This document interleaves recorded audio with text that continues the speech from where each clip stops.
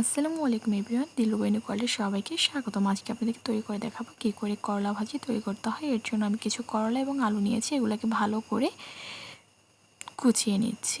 এখন এগুলোকে ভালো করে সবগুলো কুচিয়ে নেওয়ার পরে এর মধ্যে কিছুটা লবণ দিয়ে আমি ভালো করে কষলিয়ে নেব। এরপরে ভালো করে ধুয়ে করলাটাকে ভাজি করব। তো এর জন্য আমাকে প্রথমে নিতে হবে কিছুটা পেঁয়াজ, মরিচ আর স্বাদ মতো লবণ এবং হলুদ নিতে হবে। এর জন্য এখন একটা কড়াই বসিয়ে দিয়েছি। কড়াইয়ের মধ্যে কিছুটা তেল দিয়ে মরিচ, পেঁয়াজ এবং হালকা একটু লবণ আর একটু হলুদের গুঁড়ো দিয়ে দিতে হবে। ব্যাস, এভাবে এখন একটু নেড়েচেড়ে কড়াটাকে দিয়ে দিতে হবে। এরপর কড়াটাকে দিয়ে মিশিয়ে নিতে হবে। এখন এই কড়াটাকে আমরা 5 মিনিটের জন্য ঢেকে রাখবো।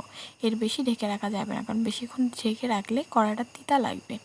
এখন আমরা এটাকে 5 মিনিটের জন্য ঢেকে রাখবো, কারণ আমরা সবাই করলা ভাজি পছন্দ করি, বাট তিতার জন্য খেতে পারি না। এভাবে করে খেলে কিন্তু করলাটা তিতা লাগবে না। ব্যাস 5 মিনিট হয়ে গিয়েছে। এখন ঢাকনাটা উঠিয়ে আমরা এভাবে ভেজে নিব। দেখেন কড়াইয়ের মধ্যে কিছুটা হলেও তেল কিন্তু দেখা যাচ্ছে। এভাবে করে ভেজে ভেজে আমরা কড়াটাকে তুলে নেব। দেখেন আমাদের কড়াটা কিন্তু প্রায় হয়ে গিয়েছে। তো এভাবে করলা ভাজি গরম ভাত দিয়ে খেতে দারুণ টেস্টি। আমাদের করলা ভাজি হয়ে গেছে। ব্যাস আপনি এভাবে তৈরি করে খেতে পারেন।